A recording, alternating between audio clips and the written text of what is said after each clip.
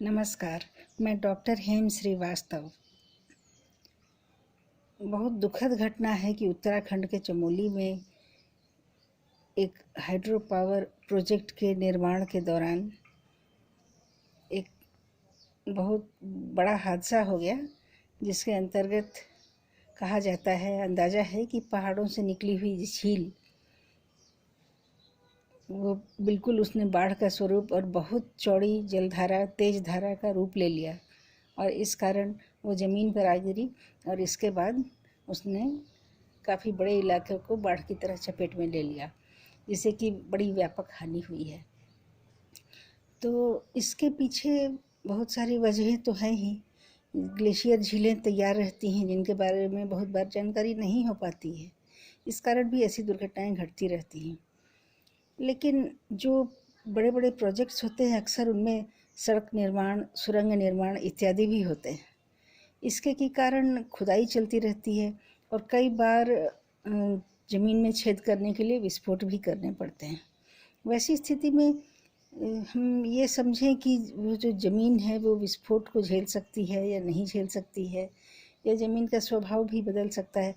अगर वहाँ पर नेचुरल वेजिटेशन पहले के मुकाबले कम हो गया है, अगर पेड़ पौधों की संख्या वहाँ पर घट गई है, तो ऐसी स्थिति में मिट्टी की जो क्षमता होती है, एक पकड़ने की क्षमता होती है कि वो बांधे रखेगी अपने कणों को और विस्फोटों की चोटों को वो झेल लेगी, वो बदल भी सकता है।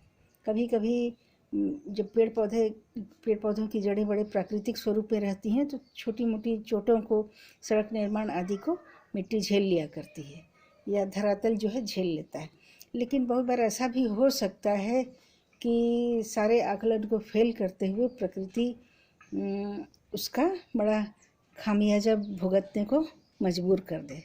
वैसी स्थिति में ये समझा जा सकता है, जैसी ये घटना घटी है उससे तो यही लगता है कि बड़ा दुर्योग था या बुरा संयोग था, जो कि प्रकृति यह नहीं झेल सकी और ज़मीन अपनी जगह से दरक गई, हिल गई। पहले तो ऊपर से ग्लेशियर लेक थी या झील जो थी पहाड़ों के ऊपर, वो आ गिरी, आकर के टूट के आ गिरी और फिर उसके बाद काफ़ी बड़ा पानी की धारा वो गिर पड़ी नीचे ज़मीन पर और काफ़ी बड़े वेग के साथ वो बहती हुई नदी जैसा रूप लेकर के या बहुत चौड़ी मजबूत धारा का रूप लेकर के गाँव और प्रोजेक्ट को भी काफ़ी भारी क्षति करते हुए वो बहती चली गई धारा। तो इससे बड़ी हानि हुई।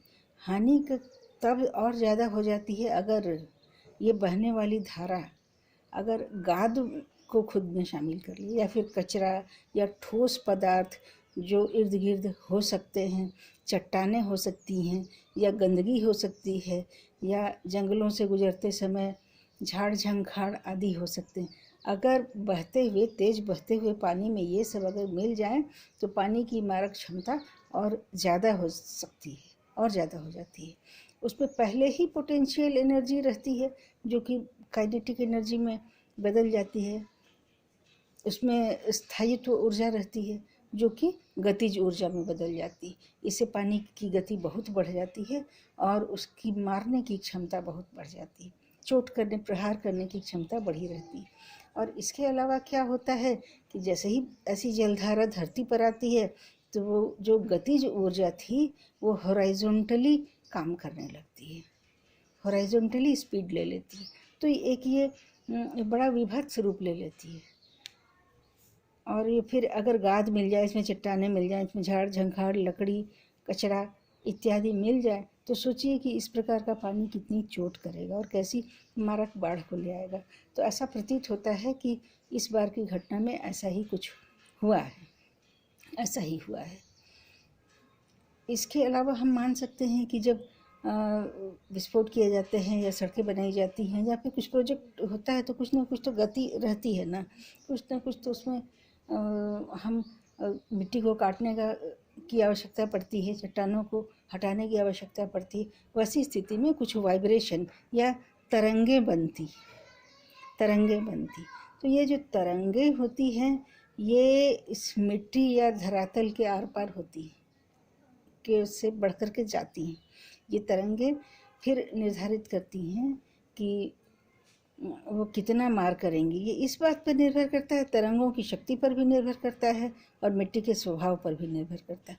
धरातल की मिट्टी का स्वभाव है या चट्टानों का स्वभाव अगर है कि वो तरंगों को नहीं झेल सकती हैं या कम झेल सकती हैं, तो वैसी स्थिति में चट्टानें दरक जाती हैं और ज़मीन पहाड़ भी टूटने लगते हैं। समझ लीजिए कि इतने भारी स्पीड से, इतनी तेज़ गति से बहते हुए पानी में अगर टूटी हुई चट्टानें ऐड हो जाएं और पहाड़ गिर जाए और ये बाढ़ भी छितरा जाए तो कितना विकराल रूप ले लेगा। तो ऐसा प्रतीत होता है कि इस घटना में, जहाँ की प्रकृति ने इस विकास कार्य को स्वीकारा नहीं है लगता है पूरी तरह से, तो ऐसी स्थिति में ऐसी घटना घट गई। तो ये तरंगें जो हैं, ये तरंगें विस्फोटों से भी आ सकती हैं, बाकी गतिविधियों से भी आ सकती हैं, वाहनों के चलने से भी आ सकती हैं और अन्य क्रियाकलापों से भी आ सकती हैं। ऐसा प्रतीत होता है कि वहाँ की मिट्टी जहाँ पर ये घटना घटी, इन तरंगों की गतिविधियों को आत्मसात नहीं कर पाई और इसलिए ऐसी घटना घटी। तो भविष्य में हमें बिल्कुल सतर्क रहना होगा। जब भी हम किसी बड़े काम को हाथ लगाएं तो मिट्टी के स्वभाव को देखना होगा और किस जगह पर हम कार्य कर रहे हैं, वहाँ से आसपास क्या कोई पहाड़ है, क्या किसी ग्लेशियर झील का निर्माण हो रहा है। समझ ले कि अगर ऐसी जगह पर अगर थोड़ी दूर पे अगर ग्लेशियर झील ना होती तो इतना बड़ा विनाश नहीं होता। सिर्फ मिट्टी के टूटने और धंसने से इतना विभत्स कांड नहीं होता। लेकिन ये पानी जहाँ ऐड हो गया और ग्लेशियर झील के टूटने की बात आ रही है, तो यहाँ पर कई विपदाएं एक साथ मिल गई, इसलिए ये विपदा बहुत बड़ी विपदा बन गई।